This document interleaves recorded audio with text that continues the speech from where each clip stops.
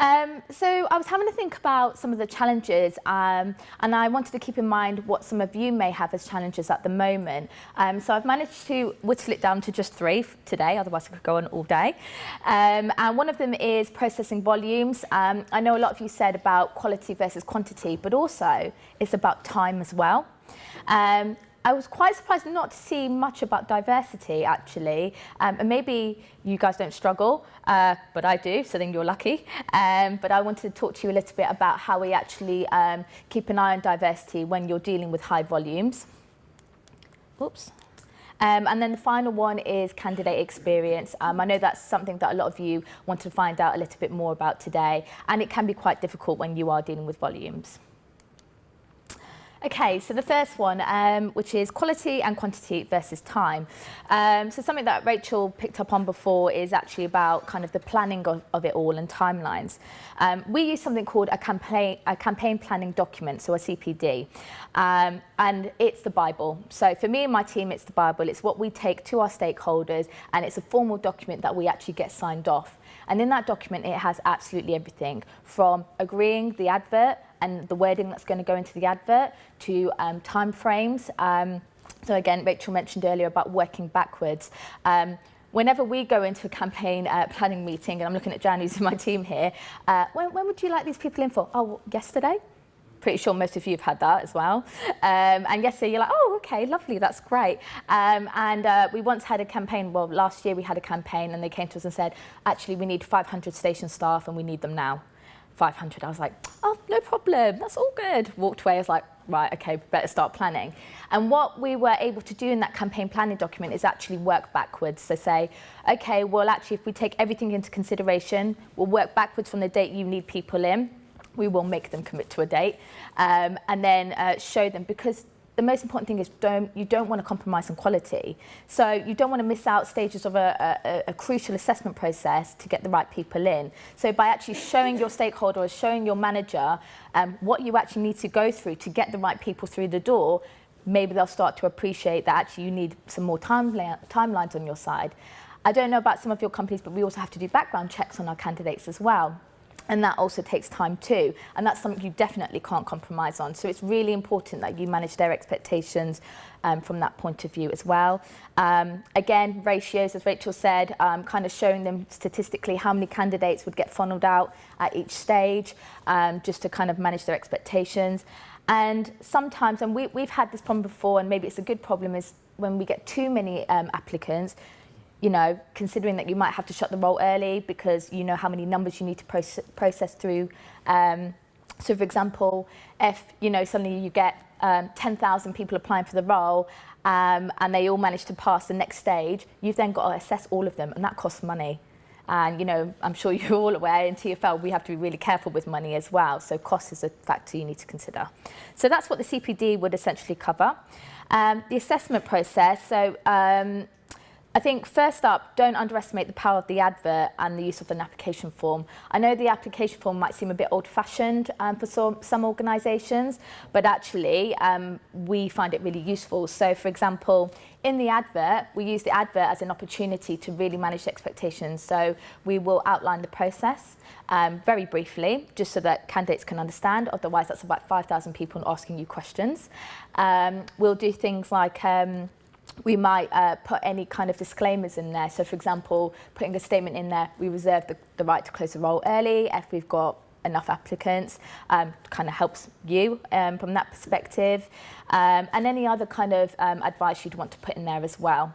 And then the application form, the reason why we find it absolutely valuable is you can collect information about the candidate, so diversity information, which is great.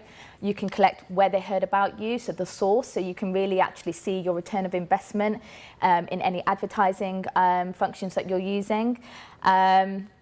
And also you can put some pre-screening questions in there as well, which can actually act as an initial shift for you. A sift. So you could ask questions, you know, such as, you know, minimum age, do you have, if it's a managerial role, at least a year's managerial experience. If you're doing it for internal roles, then you can ask if they've got any kind of any disciplinary or any warnings. And then that initially gets your little problems that will surface later on in the process sort of out of the way as well. Assessment tools. For some of our roles, so they're quite often operational roles, we can't just bring in absolutely everybody in for an actual assessment. It's just not cost effective at all. So we actually use something called a situational judgment test up front. And you can use other methods, you can use like a culture fit test.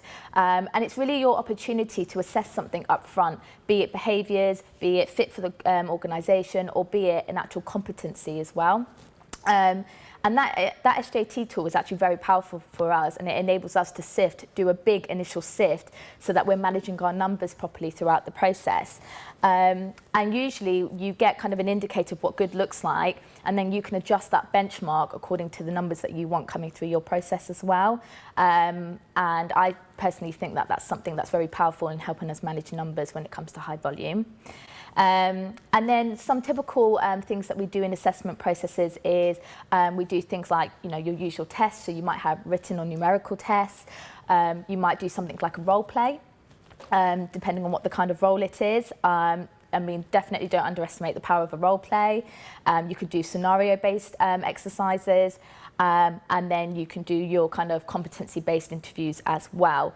And we kind of flex up and down depending on what role it is that we're recruiting for. But they're some of our strong examples of how we actually get some really good quality hires from that as well.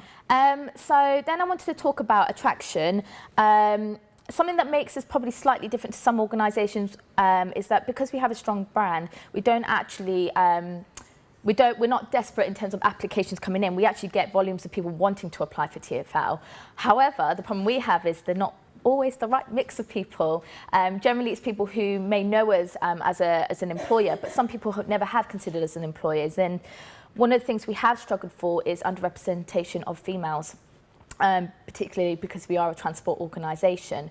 So one of the things that we had to do as a team is go, well, okay, we're getting all the numbers in, they're not necessarily the right people. How do we improve the mix? Not necessarily females. There can be other, underrepresented groups as well, such as, ethnicity or anything like that. So, as I mentioned earlier, we don't have a massive budget, so we had to make the best use of our own resources in order to change that. Obviously, we utilise things like media organisations or, got adverts out there, but something that we wanted to do is see what we can make the most of in our own company. And I just thought, well, hang on, we've got amazing people working for us at TfL. They are the face of our organisation. You see them in the stations, you hear their voices when they're the drivers. Why don't we actually go and speak to them and actually go and profile them? That doesn't take anything from me and my own team to do. And actually, this grid up here is our current employers. We actually did that ourselves, and we went out and met with them. Jan, who's in my team, she worked quite hard to put this together.